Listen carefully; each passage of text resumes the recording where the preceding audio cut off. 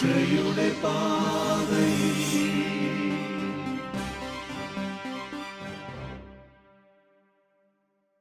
ഈശോ മിശിഹായ്ക്ക് സ്തുതിയായിരിക്കട്ടെ.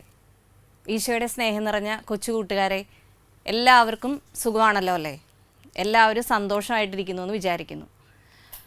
നമുക്കപ്പോൾ ഇന്നത്തെ ക്ലാസ്സിലേക്ക് കടക്കാം. ഒരു പ്രാർത്ഥനയോടെ നമുക്ക് ആരംഭിക്കാം. എല്ലാവരും കണ്ണുകളടച്ച് കൈകൾ കൂപ്പി ഈശോയെ മനസ്സിലോർക്കുക. ഞാൻ നിങ്ങളുടെ ദൈവവും നിങ്ങളെ ജനവുമായിരിക്കും എന്ന ഉടമ്പടി വചനത്തിലൂടെ ഞങ്ങളെ ഏറ്റെടുത്ത് സ്വന്തമാക്കിയ നല്ല ദൈവമേ, സ്വർഗരാജ്യത്തിലേക്കുള്ള പടവുകൾ ചവിട്ടി കയറുവാൻ 10 പ്രമാണങ്ങൾ നൽകിയതിനെ ഓർത്ത് ഞങ്ങൾ അങ്ങേക്ക് നന്ദി പറയുന്നു. ദൈവവും സഹോദരങ്ങളുമായുള്ള പരസ്പര ബന്ധത്തിൽ വളരുവാൻ, അങ്ങനെ പരിപൂർണതയിലേക്ക് എത്തുവാൻ ഞങ്ങളെ അനുഗ്രഹിക്കണമേ. എല്ലാവരിലും അങ്ങയുടെ തിരുമുഖം ദർശിച്ചുകൊണ്ട് തിന്മയെ വെടിഞ്ഞ് നന്മയിൽ വ്യാപരിക്കുവാൻ ഞങ്ങൾക്ക് ആവശ്യമായ കൃപാവരങ്ങൾ നൽകണമേ. ആമേൻ. എല്ലാവരും കണ്ണുകൾ തുറക്കുക. നിങ്ങൾക്ക് ഡയറി എഴുതുന്നത് എങ്ങനെയാണെന്ന് അറിയാമോ? ആൻ ഫ്രാങ്ക് എന്ന് പറയുന്ന നിങ്ങളുടെ പ്രായത്തിലുള്ള ഒരു കൊച്ചു കൂട്ടുകാരിയുടെ ആൻ ഫ്രാങ്കിൻ്റെ ഡയറി കുറിപ്പുകൾ എന്ന് പറയുന്ന പുസ്തകം നിങ്ങൾ കേട്ടിട്ടുണ്ടോ? ഡയറി എങ്ങനെയാണ് എഴുതുക? നമുക്കറിയാം, ഓരോ ദിവസത്തെയും തീയതികളിട്ട് അതാത് ദിവസം നടക്കുന്ന കാര്യങ്ങൾ എഴുതി വയ്ക്കുന്നതിനെയാണ് നമ്മൾ ഡയറി എഴുതുക എന്നുള്ളതുകൊണ്ട് ഉദ്ദേശിക്കുന്നത്. പലരും അത് എഴുതുന്നവരുണ്ടാകാം. മോശ ഒരു ഡയറി എഴുതുകയായിരുന്നുവെങ്കിൽ അതിലെന്തൊക്കെയായിരിക്കും പ്രധാനമായും വിവരിക്കുക എന്ന് നിങ്ങൾ എപ്പോഴെങ്കിലും ആലോചിച്ചിട്ടുണ്ടോ? എന്തായിരിക്കും ആദ്യം മോശ എഴുതുക? ആദ്യമായിട്ട് മോശ എഴുതാൻ പോകുന്നത് ഇസ്രായേൽ ജനത്തെ ഈജിപ്തിൻ്റെ അടിമത്തത്തിൽ നിന്ന് മോചിപ്പിക്കുവാനായിട്ട് ദൈവം മോശയെ തിരഞ്ഞെടുക്കുന്നതിനെക്കുറിച്ചായിരിക്കും ആദ്യം എഴുതുക. പിന്നീട് എന്തായിരിക്കും എഴുതുക? അവരെ ഇസ്രായേൽ ജനത്തെ ഈജിപ്തിൽ നിന്ന് വിടുവിച്ച് കൊണ്ടുവരുന്നതിനെ കുറിച്ചിട്ടായിരിക്കും എഴുതുക. പിന്നീട് അവരുടെ മരുഭൂമിയിലൂടെയുള്ള യാത്രയെക്കുറിച്ചിട്ടായിരിക്കും എഴുതുക. മരുഭൂമിയിലൂടെയുള്ള യാത്രയെക്കുറിച്ച് നിങ്ങൾ കഴിഞ്ഞ അധ്യായത്തിൽ വിശദമായിട്ട് പഠിച്ചു. എന്തൊക്കെയായിരുന്നു മരുഭൂമിയിൽ അവർ അനുഭവിച്ചത്? മരുഭൂമിയിൽ അവർക്ക് ദാഹിച്ചു അല്ലേ? അപ്പോൾ ദൈവം അവർക്ക് ജലം നൽകി. അവർക്ക് വിശന്നു. അപ്പോൾ ദൈവം അവർക്ക് എന്ത് നൽകി? മന്ന നൽകി, കാടപ്പക്ഷികളെ നൽകി. പക്ഷേ എല്ലായ്പ്പോഴും അവർ ദൈവത്തെ അനുസരിച്ച് ദൈവത്തിന് കീഴ്പ്പെട്ടാണോ വന്നത്? അല്ല. പലപ്പോഴും അവർ ദൈവത്തിനും മോശയ്ക്കും എതിരായിട്ട് പിറുപിറുത്തു. പക്ഷേ ദൈവം അവരെ കൈവിട്ടോ? ഇല്ല. ദൈവം എന്ത് ചെയ്തു? തൻ്റെ സാന്നിധ്യം കൊണ്ടും അത്ഭുതങ്ങൾ കൊണ്ടും അവരുടെ കൂടെ നടന്നു. അപ്പോൾ ഈ മരുഭൂമിയിൽ വെച്ച് ദൈവം അവർക്കൊരു ഉടമ്പടി നൽകിയതിനെക്കുറിച്ച് നിങ്ങൾ പഠിച്ചായിരുന്നു അല്ലേ? എന്തായിരുന്നു ആ ഉടമ്പടിയുടെ പേര്? സീനായ് ഉടമ്പടി. അപ്പോൾ നമ്മൾ ഇന്ന് പഠിക്കാൻ പോകുന്നത് സീനായ് ഉടമ്പടിയെക്കുറിച്ചിട്ടാണ്. സീനായ് ഉടമ്പടിയിൽ ദൈവം ഇസ്രായേൽക്കാരെ തൻ്റെ സ്വന്തം ജനമായി ഉയർത്തുന്നതിനായിട്ട് നൽകിയ ഉടമ്പടിയാണ് സീനായ് ഉടമ്പടി. മോശ എഴുതുന്ന ഡയറിയിൽ ഏറ്റവും ഇമ്പോർട്ടൻ്റ് ആയിട്ട് മോശ എഴുതി വയ്ക്കുക ഈ സീനായ് ഉടമ്പടിയെക്കുറിച്ചിട്ടായിരിക്കും. കാരണം എന്താണ്? അതിലൂടെയാണ് ഇസ്രായേൽ ജനം ദൈവത്തിൻ്റെ സ്വന്തം ജനമായിട്ട് മാറിയത്. അപ്പോൾ നമുക്ക് സീനായ് ഉടമ്പടിയെക്കുറിച്ച് പഠിക്കാം. അപ്പോൾ നമ്മൾ ഡയറി കുറിപ്പുകളെ കുറിച്ചിട്ടാണ് പറഞ്ഞുകൊണ്ടിരിക്കുന്നത് അല്ലേ? അപ്പോൾ ഡയറി എഴുതുമ്പോൾ നമ്മൾ എന്താ എഴുതണ്ടേ? തീയതി എഴുതണം. അപ്പോൾ സീനായ് മലയിൽ എപ്പോഴാണ് ഇസ്രായേൽക്കാർ എത്തിച്ചേർന്നതെന്ന് നമ്മൾ എഴുതണം അല്ലേ? അപ്പോൾ ഇസ്രായേൽക്കാർ എത്തിയത് ഈജിപ്തിൽ നിന്ന് യാത്ര പുറപ്പെട്ടതിൻ്റെ 3-ാം മാസം 1-ാം ദിവസമാണ് ഇസ്രായേൽക്കാർ സീനായ് മലയുടെ താഴ്വാരത്തിലെത്തിയത്. അവരവിടെ പാളയമടിച്ച് താമസിക്കുകയാണ്.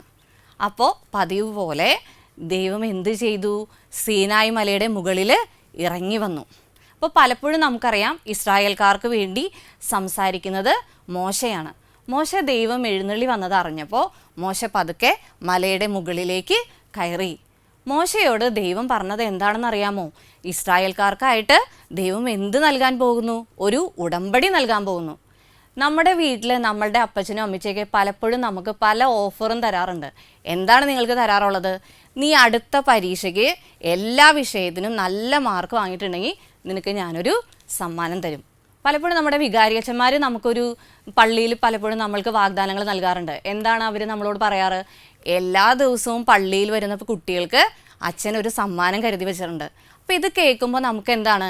നമ്മളോട് ആവശ്യപ്പെടുന്ന കാര്യങ്ങൾ ചെയ്യാനായിട്ട് നമുക്ക് ഒരു പ്രചോദനമാണ് കിട്ടുന്നത്.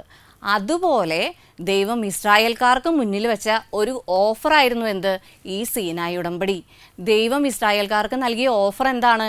നിങ്ങൾ എൻ്റെ വാക്ക് കേൾക്കുകയും എൻ്റെ ഉടമ്പടി പാലിക്കുകയും ചെയ്താൽ നിങ്ങൾ എൻ്റെ സ്വന്തം ജനമായിരിക്കും.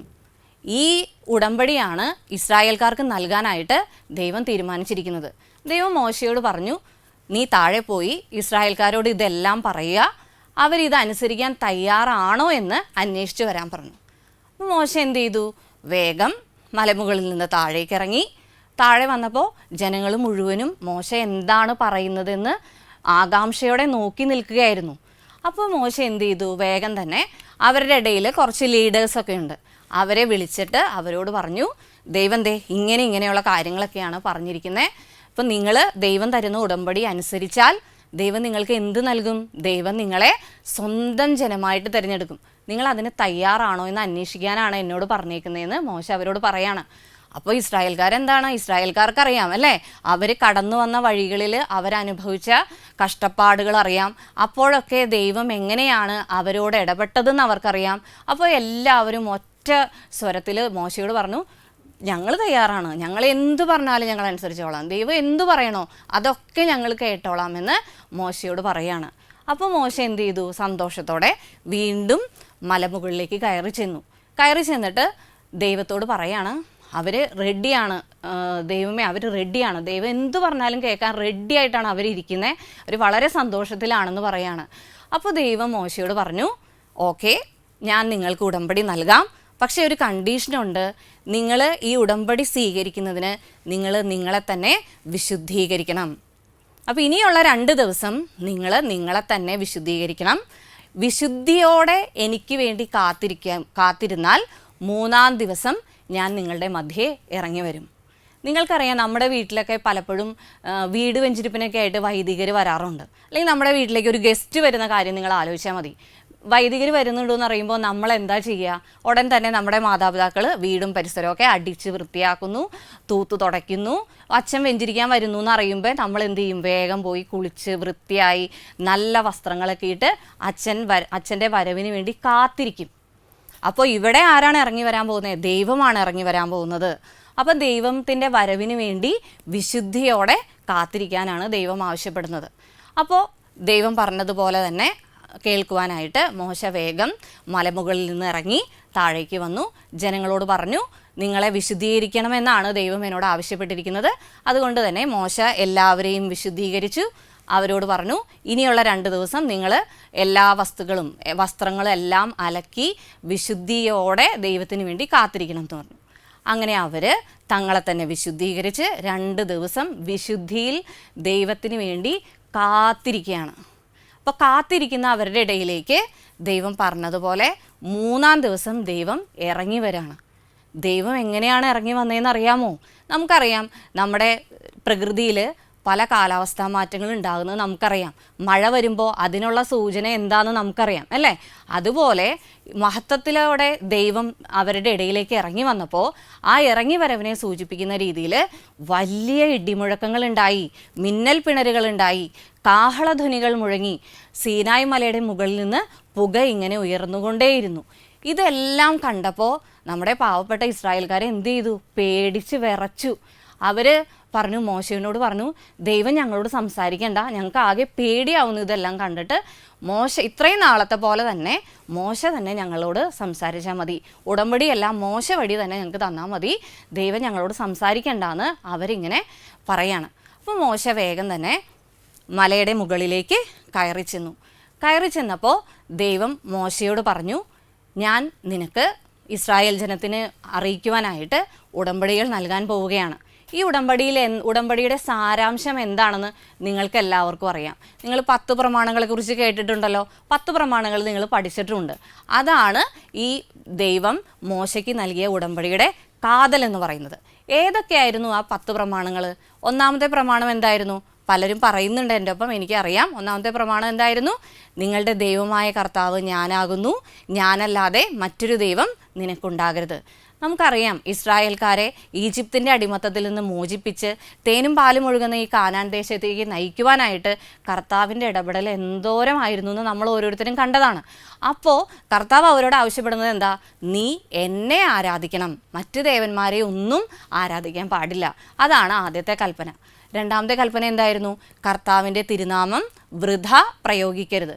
മൂന്നാമത്തെ കൽപ്പന എന്തായിരുന്നു? കർത്താവിൻ്റെ ദിവസം പരിശുദ്ധമായിട്ട് ആചരിക്കണം. നമുക്കറിയാം നമ്മുടെ ആഴ്ചയിലെ എല്ലാ ദിവസവും ഒരുപോലെ വിശുദ്ധമാണെങ്കിലും നമ്മൾ ഏറ്റവും വിശുദ്ധമായിട്ട് കാണുന്നൊരു ദിവസമുണ്ട്. ഏതാണ്? ഞായറാഴ്ച. ഞായറാഴ്ച നമുക്കറിയാം മുഴുവൻ കുർബാനയിൽ പങ്കുകൊള്ളണം, കർത്താവിന് വേണ്ടി നമ്മൾ നമ്മളെ തന്നെ ഒരുക്കണം. ഇതൊക്കെ നമ്മൾ പഠിച്ചിട്ടുണ്ട് അല്ലേ? അപ്പോൾ ഞായറാഴ്ച ദിവസം വിശുദ്ധമായിട്ട് ദൈവചിന്തയിൽ മുഴുകി വ്യാപരിക്കണമെന്നാണ് ഈ പ്രമാണത്തിലൂടെ ദൈവം നമ്മളോട് പറയുന്നത്. അടുത്ത കൽപ്പന എന്തായിരുന്നു? മാതാപിതാക്കന്മാരെ ബഹുമാനിക്കണം. 5 കൊല്ലരുത്, 6 വ്യഭിചാരം ചെയ്യരുത്, 7 മോഷ്ടിക്കരുത്, 8 കള്ളസാക്ഷ്യം പറയരുത്, 9 അന്യൻ്റെ ഭാര്യയെ മോഹിക്കരുത്, 10 അന്യൻ്റെ വസ്തുക്കൾ മോഹിക്കരുത്. അപ്പോൾ ഈ പ്രമാണങ്ങളാണ് ദൈവം മോശ വഴി ഇസ്രായേൽക്കാർക്ക് നൽകാനായിട്ട് ഉദ്ദേശിച്ചത്. എന്നിട്ട് മോശയോട് ദൈവം പറഞ്ഞു, ഇതെല്ലാം അനുസരിക്കാൻ അവർ തയ്യാറാണോ എന്ന് പോയി അന്വേഷിച്ച് വരുവാനായിട്ട് വീണ്ടും മോശയോട് പറയാണ്. അപ്പം മോശ വീണ്ടും മലമുകളിൽ നിന്ന് താഴേക്ക് ഇറങ്ങി വന്ന് അവരുടെ അഭിപ്രായങ്ങൾ എന്താണ്, ഇതൊക്കെ അനുസരിക്കാൻ അവർ തയ്യാറാണോ എന്ന് അന്വേഷിക്കാൻ പോവുകയാണ്. അത് എന്താണ് അവർ നൽകുന്ന പ്രത്യുത്തരം, അവരെങ്ങനെയാണ് അതിനോട് പ്രതികരിച്ചതെന്നൊക്കെ നമുക്ക് അടുത്ത ക്ലാസ്സിൽ പഠിക്കാം. അപ്പം നമ്മൾ ഇന്ന് എന്തൊക്കെയാണ് പഠിച്ചത്? മോശയെ സീനായി മലയുടെ മുകളിലേക്ക് ദൈവം വിളിക്കുന്നു. ഇസ്രായേൽക്കാർക്ക് ഉടമ്പടി നൽകാൻ പോകുന്ന കാര്യം മോശയോട് അറിയിക്കുന്നു. ഇസ്രായേൽക്കാർക്ക് അത് സമ്മതമാണെന്ന് അവർ പറഞ്ഞു കഴിഞ്ഞപ്പോൾ ദൈവം അവരോട് എന്താ ആവശ്യപ്പെടുന്നത്? ഇനിയുള്ള ദിവസങ്ങളിൽ അവർ തങ്ങളെ തന്നെ വിശുദ്ധീകരിക്കണമെന്ന് ദൈവം ആവശ്യപ്പെടുന്നു. വിശുദ്ധീകരണം വഴി വിശുദ്ധിയിൽ വ്യാപരിച്ച അവരുടെ ഇടയിലേക്ക് ദൈവം വലിയ ശബ്ദഘോഷങ്ങളോടെ ഇറങ്ങി വരുന്നു. അപ്പോൾ നമ്മൾ ഇന്ന് പഠിപ്പിച്ച കാര്യങ്ങളൊക്കെ എല്ലാവർക്കും മനസ്സിലായെന്ന് വിചാരിക്കുന്നു. നമുക്കതിനെ ബേസ് ചെയ്തിട്ട് നമുക്ക് ഒരു ആക്ടിവിറ്റി ചെയ്താലോ? നിങ്ങൾക്ക് തരുന്ന ആക്ടിവിറ്റി എന്താണെന്ന് അറിയാമോ? നമുക്കറിയാം 10 കൽപ്പനകളെക്കുറിച്ച് നിങ്ങൾക്ക് എല്ലാവർക്കും അറിയാം. നിങ്ങളെല്ലാവരും അതൊക്കെ പാലിച്ചാണ് ജീവിക്കുന്നത് അല്ലേ? ദൈവം നിങ്ങൾക്കൊരവസരം തരാണ്.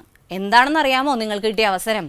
നിങ്ങൾക്ക് 3 കൽപ്പനകൾ കൂടി അതിനോടുകൂടെ കൂട്ടിച്ചേർക്കാൻ ദൈവം ആവശ്യപ്പെടാണ്.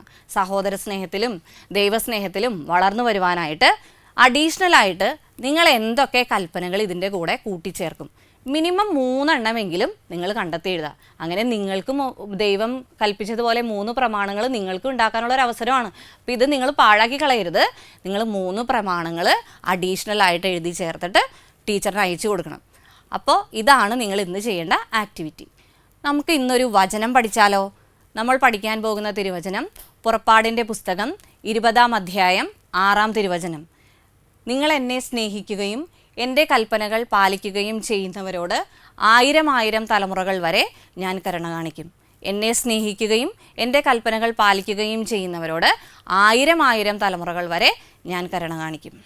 അപ്പോൾ ദൈവത്തിൻ്റെ കൽപ്പനകൾ പാലിക്കാൻ കടപ്പെട്ടവരാണ് നമ്മൾ ഓരോരുത്തരും.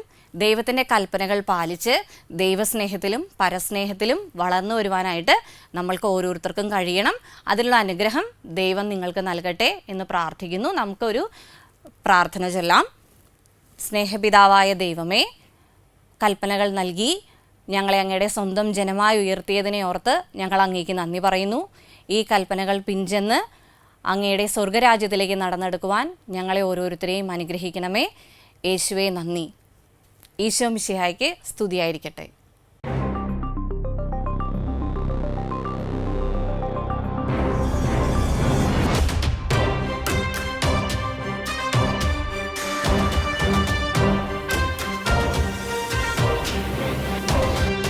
രക്ഷയുടെ പാതയിൽ